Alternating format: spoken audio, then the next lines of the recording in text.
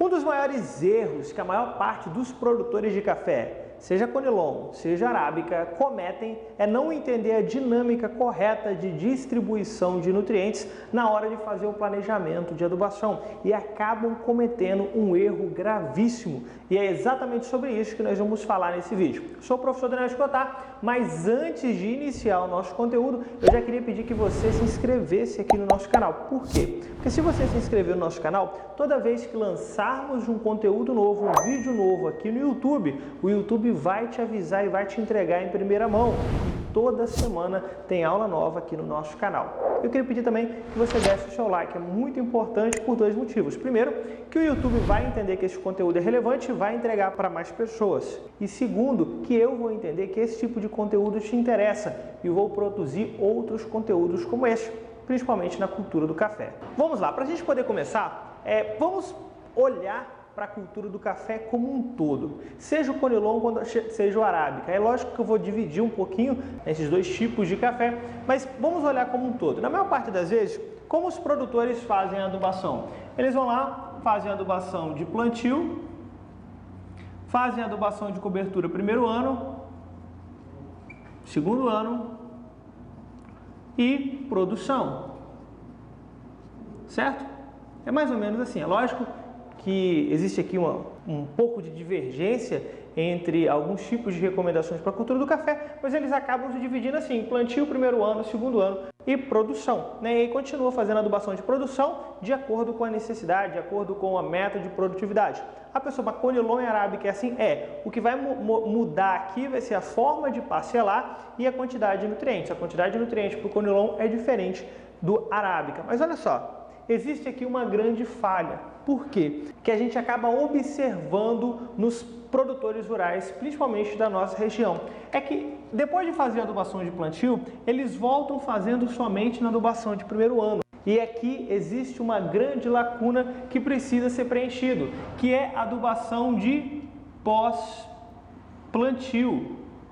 A adubação de pós-plantio é muito, mas muito importante. Por quê? Primeiramente, que aqui no plantio, o principal nutriente que a gente vai disponibilizar é o fósforo. Então, chega aqui no plantio, a gente vai estar disponibilizando o fósforo. Lá na adubação de primeiro ano, segundo ano e de produção, a gente já começa a fazer com nitrogênio, com fósforo, com potássio. A gente já vai formar a planta para que a gente já possa chegar aqui no período de produção, certo? Porém, logo após o plantio, eu vou precisar disponibilizar uma boa quantidade de nitrogênio e de potássio.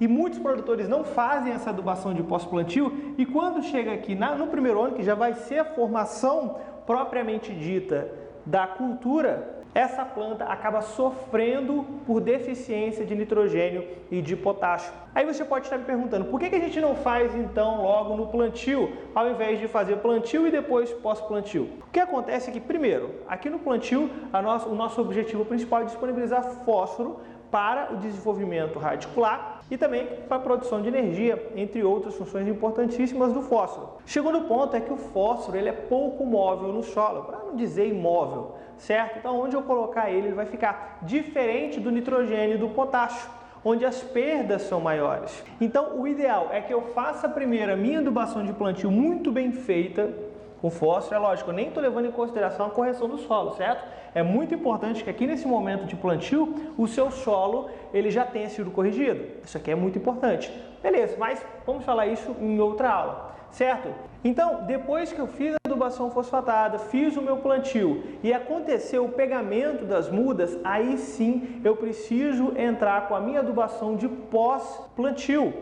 E essa adubação ela é de extrema importância. Eu não posso ficar esperando somente chegar aqui na adubação de cobertura do primeiro ano, que vai ser já a formação. Eu preciso fazer uma adubação de pós-plantio. E aqui, já vou dar uma dica direta para vocês. Existe todo um planejamento de adubação que deve ser feito, certo? Para que você faça de forma correta, com análise química do solo. Se você vai fazer em fertigação da forma correta. Porém, quando chega aqui na adubação de pós-plantio, eu preciso fazer uma divisão correta dessa adubação e eu vou precisar da minha análise química. Eu vou trazer para você aqui, tanto para o Conilon quanto para a Arábica, vou deixar aqui dividido, Conilon e vou colocar aqui o Arábica, só para que você entenda.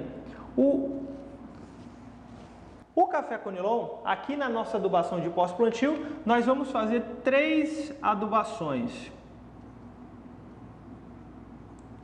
Quando que eu vou fazer essas adubações? A partir do pegamento das mudas. Então isso aqui vai depender muito da cultivar que você está utilizando, do clima, da forma como você está fazendo. Mas a partir do pegamento das mudas, eu começo aqui e faço 3 adubações. E essas adubações elas vão ser espaçadas de 30 a 30 dias. Vou fazer a primeira, vou fazer a segunda, vou fazer a terceira adubação. O que vai nessa adubação? Vai nitrogênio. Você vai colocar aqui de 20 a 25 gramas por planta de nitrogênio. Eu vou colocar aqui 23, pode ser? Vamos colocar uma média aqui, 23 gramas de nitrogênio. Existe toda uma forma para definirmos, né, essa quantidade. Aproximadamente 23 gramas de nitrogênio, isso aqui por aplicação, certo? E também o potássio. O potássio eu vou ter que aplicar aqui também. Quanto que eu vou colocar? Você vai colocar de 15 a 50 gramas, vai depender muito da sua análise química. Se a sua análise química, o seu potássio está muito alto, eu vou poder colocar 15 a 20 gramas por planta, por aplicação. Se ele tiver médio, eu vou colocar em aproximadamente 30. Se ele tiver baixo, eu vou estar colocando em 40, 45, em alguns casos até 50 gramas por planta. Beleza? Vou colocar aqui de 15 a 45 gramas. Beleza? Então, resumindo aqui, para o café conilon, após o pegamento das mudas, eu vou fazer 3 aplicações de 30 em 30 dias. Vou colocar aproximadamente 23 gramas de nitrogênio por planta por aplicação e de 15 a 45 gramas de potássio. Já no café arábica, nós temos uma pequena diferença. Qual que é essa diferença? Vão ser apenas 2 adubações.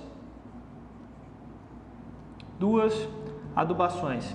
Essas 2 adubações também vão iniciar após o pegamento das mudas e elas vão ter um espaçamento de 30 a 45 dias. Tudo bem? Serão 2 aplicações, não vai fazer tanta diferença aqui, mas de 30 a 45 dias aí espaçadas entre uma adubação a outra. Qual a quantidade? O arábica a gente vai precisar de uma quantidade um pouco menor, tanto de nitrogênio quanto de potássio.